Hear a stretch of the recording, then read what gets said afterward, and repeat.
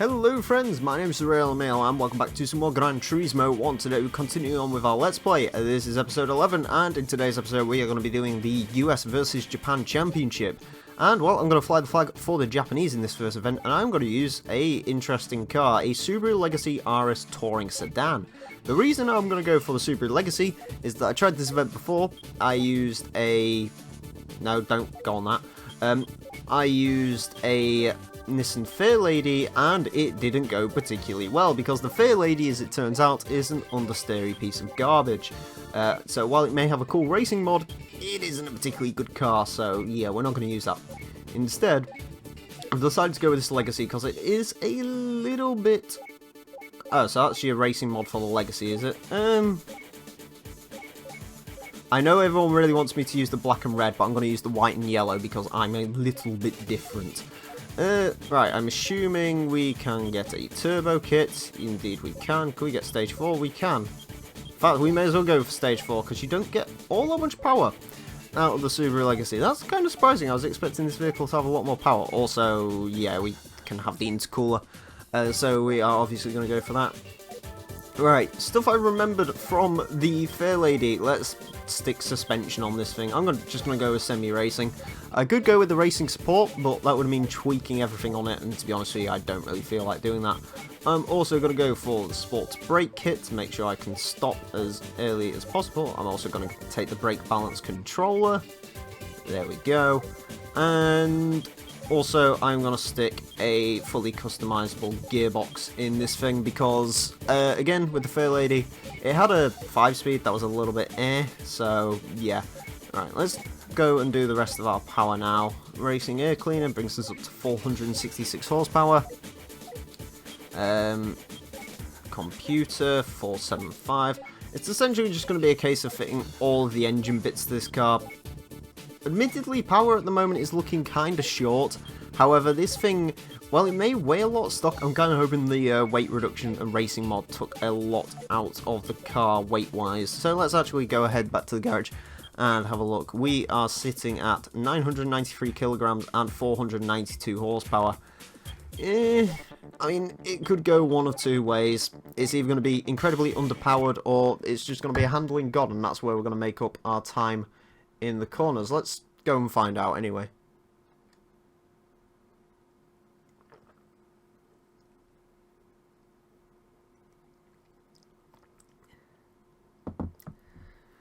Oh, coffee's great, isn't it? Right. Okay, what do we got in the field? We have a Rally Impreza, which is better than our car in every way. GTO, which, actually, that's kind of heavy and kind of underpowered for what it is.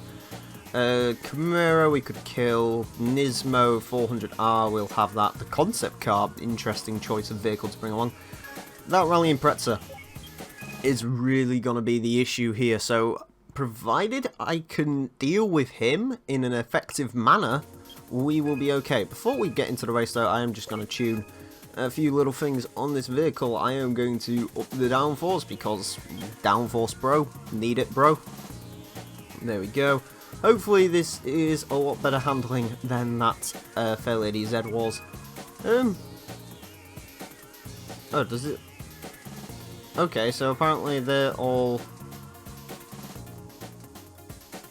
So if we just go with level 5 boost, I guess that's okay. Gear ratios look... I kind of want to stretch them out a little bit. I'm just going to stretch this 6th gear out a little bit. Do that. Right, there we go. Right, ride height, I'm going to down that completely because don't really need the biggest ride height in the world. Alright, finally done with the other things. Okay, you can now focus on my awfulness, Thunder. Oh, what a joy for you. Right, we are going to go to level 10 with that, and I'm actually going to make the brakes bias towards the front, because I know on this game that the brakes, when you hit the brakes, the rear end really likes to come round on the vehicle, so if I tune that out of it, hopefully it will be okay. Will it ever get to the red line before the race clock starts? There we go. Okay, so the turbo lag is indeed a big thing in this vehicle. Still, at the moment, ooh, Okay, we seem relatively decent to drive, to be perfectly honest with you. Did I put tyres on this? I don't think I did. Okay, that's an interesting challenge that we're going to have to come... In fact, actually, I might need to go and check I've put tyres on this thing. It doesn't feel like I have. But to be fair, even if I haven't, this is still pretty damn nice to drive. We are a little bit on the understeery side. Or I'd like to think so. Oh. Well then. Does that mean you've got something to do, or does that mean you're expecting things to do? There we go. Just pile drive the Skyline and the GTO. Okay, so if I haven't got racing tyres, I am doing pretty damn well. You've got to at least give me that. Now, one of the things... Ooh, okay, that's interesting. One of the things that is nice about the Legacy is, of course, that beautiful four-wheel drive traction as I go off-road. Also that rallying pedigree, which will probably come in handy at some point, but mostly the nice four-wheel drive system. Oh, Lord. Okay. I don't think I put race tyres on this. Right. Let's go and check those race tyres. I don't think I put the tyres on it. And I think that's... Right, if I put tyres on this thing's going to be really bloody nice to drive. Alright, let's give that a go. I apologise to everyone in the stream. It's taken us 32 minutes to even remotely get close to starting racing. Why do I keep clicking? See, I keep clicking special model now for some reason. Right, tyres. Did I put these on? It would be evident that I did not. Okay, cool. Well, there we go. That's awesome. That actually means I can... This thing's going to be really bloody nice to drive. And I'm actually going to do really well, hopefully. That's the plan, anyway.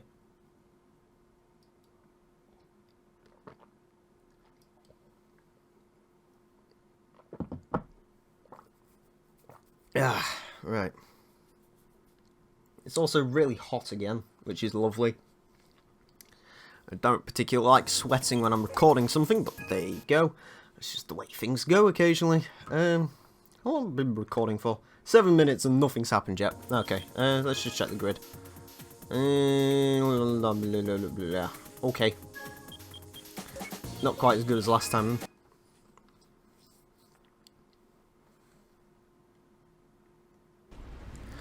Okay, take two. The reason we are take twoing is because while the Subaru Legacy was a lovely car to drive, I was a dingus and forgot to put the racing tyres on it. So now that it has racing tyres on it, we should be even better handling them before. However, the issue now is that some... Oh, God. Okay, that was not intended. Some other vehicles have shown up, and they are kind of scary, i.e. that Dodge Viper and the Chevrolet Corvette that I just passed. Now, I've not actually experienced those vehicles showing up, so this could be an interesting race. That being said, the Subaru Rally car is still the dominant force here. Of course, he's the one that is going to be the one to beat, because that Subaru Rally car just has a ridiculous power-to-weight ratio. That being said, through the corners, I might be able to beat him, considering my Legacy has the nicest... This is probably the nicest handling vehicle I've driven in the game so far. Don't get me wrong, that, I think it was a Griffith I drove last time out. That was a good car. And look, this is a better car. This really is so nice to drive. Alright. Also, I think I've left... Yeah, I'll leave some bits of this in. I'm gonna have to cut this up, unfortunately. Or I might just leave it. I don't know. I'm usually the sort of person who... When it comes to Gran Turismo 1, I've been really lax with this series. I've literally been recording this in the streams and then just leaving it on my computer. I haven't edited it or anything. Colin is OP, please nerf. McFly is indeed OP, although to be fair, he isn't really flying. It's more me who's doing the flying and so on. To be fair, Colin McFly isn't actually doing as well as I was expecting. Well, he is obviously doing very well. I mean, he's running away from a Viper and a Corvette for crying out loud. However, compared to my Legacy, he is not doing all that well. Which is, of course, one I like to see. I like to see the AI suffer. That's just something I'm into. Right, there we go. Come on, Legacy. So I haven't really got the speed when it comes to a straight line. That being said, that Impreza isn't ridiculously quick in a straight line. Or at least Actually, I assume he's got a 6-speed. The issue is, I don't think he'll be getting into his 6... Actually, he's got the rally gearbox, hasn't he? Then again, does gear ratios actually affect the AI in Gran Turismo? I'm fairly certain they don't. Oh, he almost tried to fly off that curve again, Fonda. He will try and fly for some reason. I don't know why. In case you don't know what we're on about with Colin McFly, go check out HG Central, or Fonda. In his last ever video, a Subaru Impreza decided to show up and immediately go airborne. If you could have one car from Europe, Japan and USA, what cars would you have, race cars included? Okay, so essentially what you're asking is... Ooh. Let me just check. Europe, Japan and USA. So you're basically just saying, what do I think the best vehicles from those regions are? And, well... Okay, so... Japan is easy. Japan's going to be the Mitsubishi GTO Twin Turbo VR4 or the 3000 GT because that is my favourite Japanese vehicle. I adore that thing, it's great. Close runner-up to that, of course, would be a Subaru Legacy, particularly the, I think it was the B4 Blitzen model. That car was really, really cool. From the US, I would probably have to say the SRT Viper GTS, the new-ish one. The latest generation, although if you're watching this and there's a new generation of Viper out, then the 2013 one. Hopefully I can take this Impreza on the last thing. And as for European cars, okay. Oh god, that Impreza really is bouncy. But it doesn't matter because I have the whim on you. Was the Rally Impreza ever a 4-door Impreza? Because I don't actually ever remember seeing 2-door Imprezas. Internet's too poor at the moment. Oh, you're still having issues with your internet. That's not particularly good, buddy. But yeah, Europe. Let's go with the Koenigsegg 11. Koenigsegg 11. Koenigsegg Agera. Let's go with that because I really like the Agera. Runners up to that. I like my Volvos. What's my favourite Volvo? Probably like an old, like the 2009 Volvo S40 with the R package. I remember that car was pretty damn nice to look at. I really like the Volvo S40. Anyway, Special Stage Round 5 is next up on our calendar. Of course, this is a 5-race championship. I kind of forgot to mention that before. So yeah, let's head into the second race and see how well we do. So it turns out the Legacy is an extremely nice vehicle to drive. So yeah, I'm just trying to think, is there any other car from Europe I really like?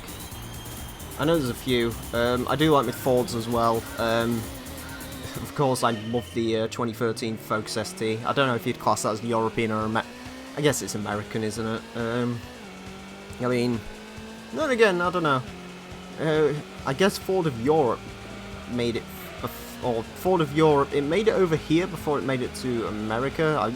I'm still a little bit confused why they gave the American market the Focus ST, but I mean, I think it does relatively well out there, but it just seems like a more European vehicle. Especially considering America's tastes aren't usually towards your hatchbacks. They prefer saloon cars with automatic gearboxes, so the fact the Focus ST does as well as it does is pretty remarkable. Actually, the Focus ST probably does come with an automatic if you ask for it, I would assume, maybe, I don't know. From what I've heard, Ford Focuses do not do well on their automatic gearboxes. The rest of the car's fine. The I think it's got like a power shift or something, is apparently not particularly good in the Focuses. Of course, that doesn't affect me because, well, if I ever got a Focus, it would be a manual Focus, not an automatic. So I just want to throw this out there. I don't have anything against automatic cars. I actually quite like the idea of an automatic vehicle. I just don't like the... Ooh, there is... Okay, so he does actually have the straight... Oh, the Corvette. The Corvette might be an issue on this track. However, that being said, maybe not anymore. Oh, wait, no, he's fine. God damn it. I was kind of hoping I'd killed him or something. Yeah, I really like this Subaru Legacy. This is my favourite car from this series so far now. I love that TVR Griffith, but this is... It's just got so much grip and so much traction. And you wouldn't really expect this vehicle to work, you know. I was expecting to have to pull out the slightly OP Toyota Chaser LM Edition, which I won in a previous episode. But no, turns out you can indeed use the Subaru Legacy, and it isn't a bad vehicle to roll with, which is awesome. Right, we're gonna go over the curbs. Some beautiful Mazda Speed logos, and now into some Toyota. But yeah, I think I answered the US, Europe, Japan question, so to finalise my answers, 3000 GT VR4, was that a twin turbo or turbo? I don't remember. 2013 SLT Viper, and the Koenigsegg Agera, I guess. My daily... I don't know, I always try and think of things on a practical level. I'd probably, you know, like, that wouldn't be... It'd be a great three-car garage, it just... You wouldn't really have a daily driver, I guess. And I guess the Viper would probably be the most normal car, because, like, the 3000 GT would... Actually, to be fair, the 3000 GT as a daily drive probably isn't too bad. The Agera, no. The Agera would try and kill you. But I guess that's why I kind of like the Agera.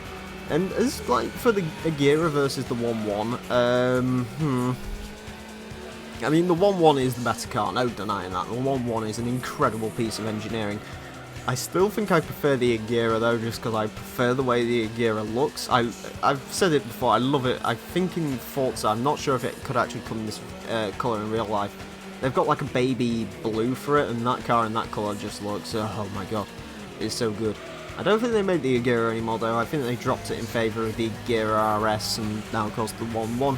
Which of course the 1.1 did just come up for sale, so if anyone wants to donate £4 million to me in order to buy said Koenigsegg 1.1, preferably along with a fuel tanker, then I would greatly appreciate it. Although I'd be kind of curious to see whether you could drive that car on the road. Either way, I was expecting more laps in that race. Pretty uneventful race, to be perfectly honest with you. We did win, which is of course a excellent thing. The Impreza rally car actually only came in third this time round. That's interesting. Okay, so the Corvette and the Impreza are tied, the Viper is in 4th, GTO in 5th, and that 400R I would daily drive in the Agera. I'd probably give it a go. I don't know how long I'd live. Probably not long. But there you go. Anyways, we'll get 10,000 credits. Let's press any button and continue on to the next session, where hopefully there'll be some more domination, because of course if we win... Ooh, high-speed ring. Actually, that could be a bit of an issue for our poor little Legacy. I mean, the straight line speed of that Corvette's got to become an apparent issue on this track, I think. Then again, I might be able to maybe use him to push me, I'm not sure. I don't think that 400R... Yeah, the 400R, just, it has too much weight, so it just isn't particularly great. However, here we go. Oh, we're actually going the correct way around as well. That's interesting. I was, for some reason, expecting the reverse course, and as you can see, everything is just leapt off. So this car doesn't get off the line particularly well. That much is abhorrent, because it has a ridiculous turbo lag. Because I had to go for the stage 4 turbo, because otherwise I would have been stupidly underpowered. I have toned down the stage 4 turbo. I was kind of hoping that would give me a little bit less lag. That's one of the cool things you can actually do in Gran Turismo 1, which unfortunately you couldn't do in the sequel, is actually you can tune your turbo boost pressures, so you can actually have a little less turbo lag. However, that's kind of cool. The only issue with that, of course, is you do lose power, and power is everything, and that Corvette has just sprinted off. That Corvette is ridiculously fast. That being said, not a particularly bad first lap. I would have adjusted... wait, is that the Corvette or is that the Impreza? That actually could be the Impreza. I hope it's not the Impreza, because that is the Impreza, isn't it? It is the Impreza. Okay, I was kind of expecting it to be the Corvette, but never mind. Okay, so apparently the Impreza is actually...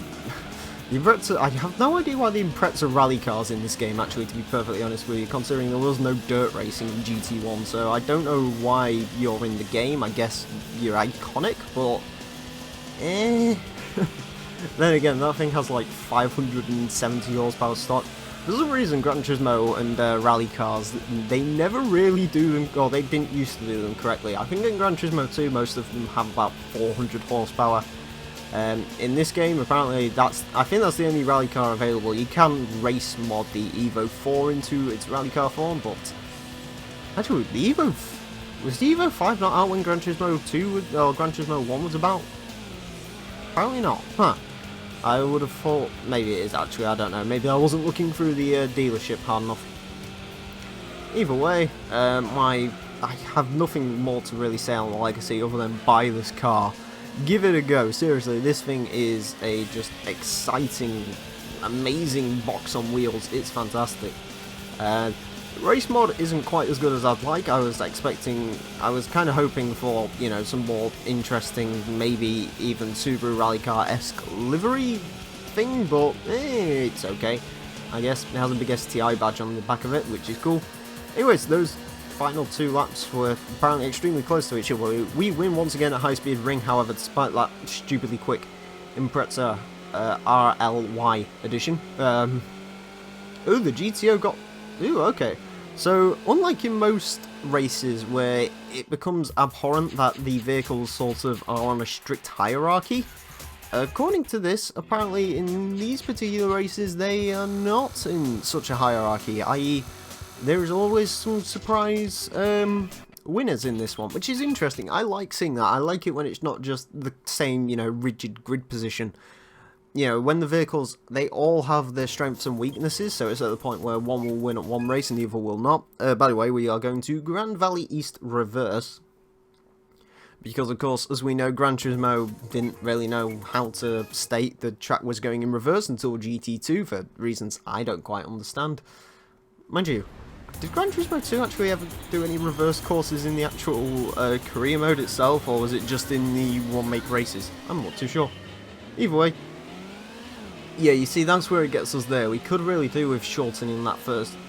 I.e., if I was to race this for a lot longer or take it into the GT Championships, I would probably tune that first gear in just a little bit better, because I think the turbo comes on at about 5,000 RPMs, so if I shorten that first gear, I would probably be able to get this vehicle getting off the line much better, but whatever, doesn't really matter. Grand Valley East then. There we go, saved it, just about. So I think doing that thing with the brakes has actually worked, i.e. putting the bias towards the front. I think that's a thing I might do with the rest of the vehicles during this series, because that seems like the definite way to go when it comes to this. 3000 GT is going, GTO is going a little bit wide. I'm so used to calling it the 3000 GT that, you know, bear in mind, I've called it the GTO most of the time, but now I've sort of trained myself to say 3000 GT just as I start needing to say GTO, and yeah, you get the point. It's kind of like, is there a little fire going on in one of those mountains there? I think I just saw that. Anyways, it's, I don't know, I'm just trying to think. Would you ever try and build a drift car in any game? Would you like to see me build a drift car? Because I promise you it won't end well, but I mean, I guess I could try and do the Slap Trans, or the AR-12s, or whatever the kids watch these days. If you want to watch me build a drift car, then you're more than welcome to. What I can promise you is it will not end well, because drifting is I will say, I did try, I was actually okay at drifting on Forza Motorsport 4. I built a few cars for that. I've actually, I can't remember if it's in my garage anymore or not. I have this really, really great Ford Mustang. It's a 65 Mustang. I bought it off the auction house, just not really expecting anything from it, but it's actually a really, really excellent drift vehicle. It really is awesome, so yeah. I mean, if you want to see me build a drift car, sure, I promise you it will not go well though, because me and drifting is just not my thing, to be perfectly honest with you. Like, I can appreciate when it's done well and it looks cool, sure. Ultimately, I'm just not a huge fan. Like, I know roughly how to build the vehicles. I've forgotten some of it now, but you know, I know you have to do the things with the toe, lock the differential and so on. Sports tyres, usually, and try to drift, you'll be better than me. I promise you I will not. Watching me drift is kind of like watching, I don't know, your grandma try and ride a camel. It just doesn't end particularly well for either party. Oh well, the 400R actually beat the GTO in this race. That is quite remarkable. Nevertheless, the championship standings do remain relatively rigid. Unfortunately, the Viper will not beat the Corvette. I think the Corvette actually has a bit more power and weighs a little less than the Viper, so it probably is the better vehicle. It's just I'm too stubborn to admit it. Anyway, we head on to our next session. I do have enough charge left in this controller. That's good. Did need to check that. Right. Our next race heads to special stage Route 11. Oh boy. I mean, I don't have to win it. I think I can, actually, to be honest here, I could probably throw this race away, but I don't want to, purposefully, although it is Route 11, so we'll probably end up throwing it away just by pure accident. I have no idea what's going on in the chord of this. Go, come on! This is, by the way, this is the turbo lag on the Legacy.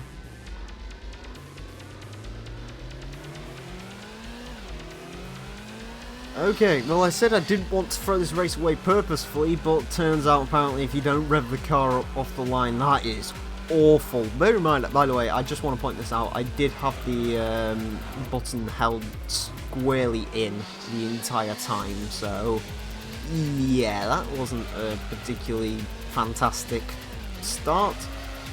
There we go, a bit of drifting there for you. I know you wanted to see me drift a bit, so there you go. Yeah, that turbo lag is ridiculous. Do you know what, again, it reminds me of the Mitsubishi FQ400 from that Top Gear episode where it supposedly beat a Lamborghini, kinda, sorta, not really. Right, here's the question. Bear in mind, I'm not a huge fan of Route 11. Can I catch up to the competition during this race? The answer will probably be no. But nevertheless, I'm here to give it a go. Actually, I might just catch up with the back of the pack. Ooh. I always forget that corner heads right. It always looks like it heads left to me, but it never does. I will say it's better to drive the track this way than it is in reverse, because in reverse it's downright confusing. I will say I'm getting used to Route 11. I don't hate it as much as I used to. Is it still my least favourite track in this game? No. I don't know, actually.